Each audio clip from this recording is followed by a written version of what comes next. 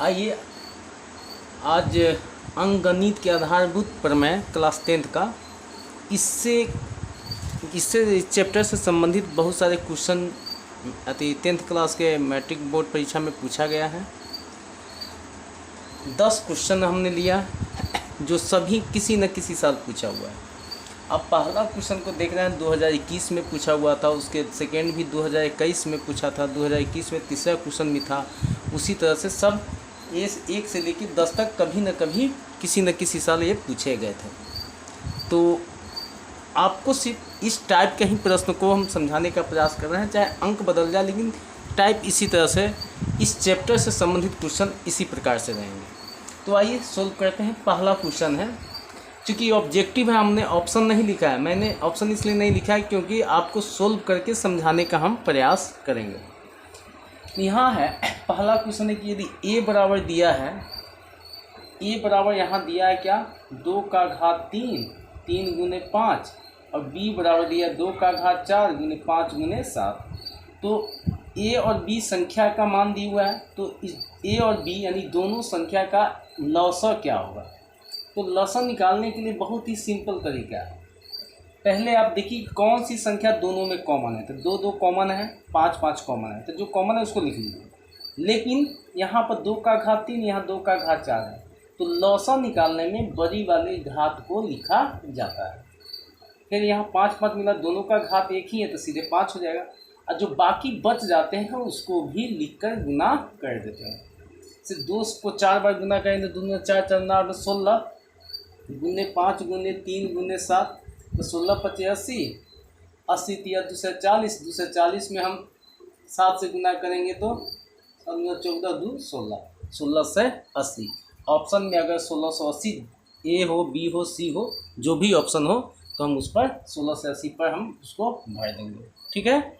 फिर आइए second question, यदि m एक धनात्मक पूर्णांक है तो धनात्मक विषम पूर्णांक का रूप क्या होगा।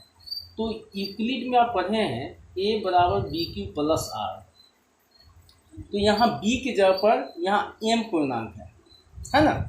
तो एम क्यू, अगर हम किसी पूर्णांक में विषम संख्या को जोड़ते हैं तभी वह विषम पूर्णांक होता है। इसे अगर यहाँ मान लीजिए कोई संख्या उसमें 1 जोड़ देंगे तो पक्का वह विषम ही होगा, चाहे एम क्यू प्लस 3 रहे, एम क्यू प्लस 5 रहे। तो आपको ऑप्शन में देखना है कि यह इस टाइप वाला है तो उस पर टिक लगाइए, इस टाइप वाला है तो वह होगा, चाहे यह इस टाइप का होगा तो वह होगा। यानी विषम पूर्णांक होने के लिए लास्ट में आर की जगह पर विषम संख्या ही होना चाहिए। ठीक है। अब तीसरा क्वेश्चन पर आते हैं। संख्या दिया हुआ है और पूछा है कि कौन सी संख्या होगी, यह पूर्णांक है कि परमेय संख्या है कि अपरमेय संख्या है, ऐसा ऑप्शन दे दे।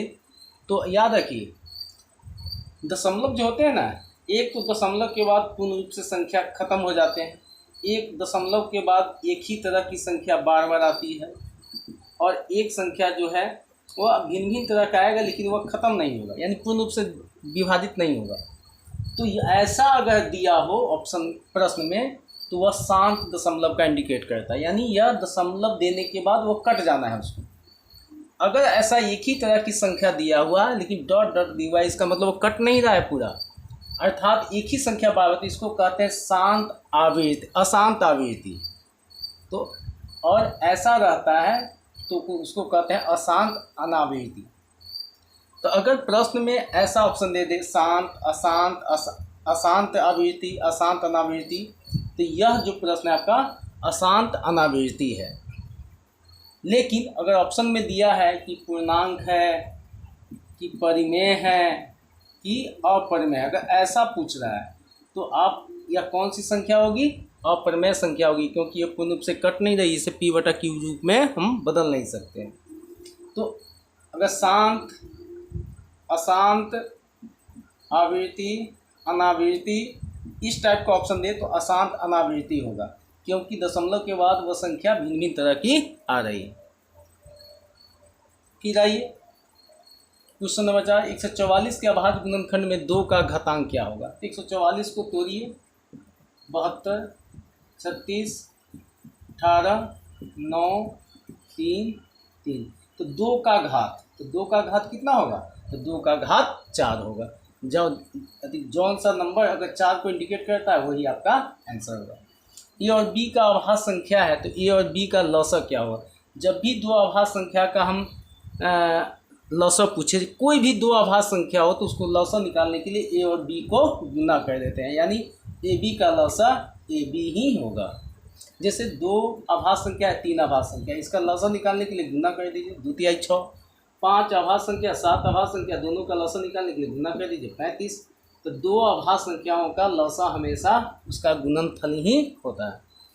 फिर यहाँ क्वेश्चन है 6, 2 परमेय संख्या के बीच कितने परमेय संख्या होती है। तो 2 परमेय संख्या के बीच अनगिनत यानी अनंत परमेय संख्या होती है। ठीक है, कौन आभाज्य संख्या, तो आभाज्य संख्या का हम ऑप्शन नहीं लिखे हैं, सिर्फ हम समझाने का प्रयास करें आपको।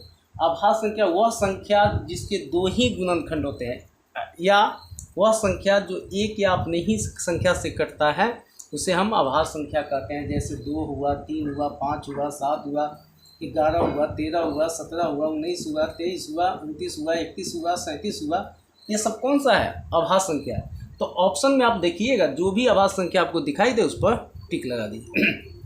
फिर आइए 8 नंबर, 2, 10 और 20 का लॉसा और मौसा का गुणनफल निकालना है। तो 2, 10 और 20 का 2 का निकालेंगे तो 2 गुने 1, 10 का निकालेंगे तो 2 गुने 5, 20 का निकालेंगे तो 2 का घात 2 गुने 5। तो HCF निकालेंगे तो जो मिलता है उसका छोटा वाला घात, तो मिला है 2 तीनों में, तो 2 का घात 1 हो जाएगा, क्या कि छोटा वाला घात लिखना है। LCM में जो मिलता है उसका बड़ा वाला घात, जो अन्य भी मिलता है उसका छोटा बड़ा वाला घात। 5 का घात 1 होगा तो 2 दूना 4, 4 पचे 20। इसका लॉसा कितना होगा, लॉसा हुआ 20 और HCF मौसा हुआ 2। तो कह रहा है लॉसा और मौसा का गुणनफल, तो दोनों को गुना कर दिए, 20 दूना 40, इसका आंसर आ गया 40। 9 नंबर क्वेश्चन है कि 2 संख्याओं का गुणनफल दिया है और मौसा दिया है तो लॉसा, तो लॉसा इक्वल टू हो जाता है गुणनफल बटा मौसा। तो गुणनफल दिया है कितना, 8670 बटा 17, 17 पचे 85, 17 एकम 17 यानी 510 बार में कट जाएगा, तो यानी इसका मौसा हो गया 510। फिर है 2 लगातार संख्याओं का मौसा कितना होगा, तो 2 लगातार संख्या 2 और 3, याद रखिए कभी भी 2 लगातार संख्या दे तो उसका मौसा हमेशा 1 आता है। 2 क्रमागत संख्या का मौसा 1, 2 लगातार संख्या का मौसा 1, दोनों प्रश्न एक ही हुए। यह निश्चित रूप से आप इस ऐसे क्वेश्चन पर ध्यान दीजिएगा।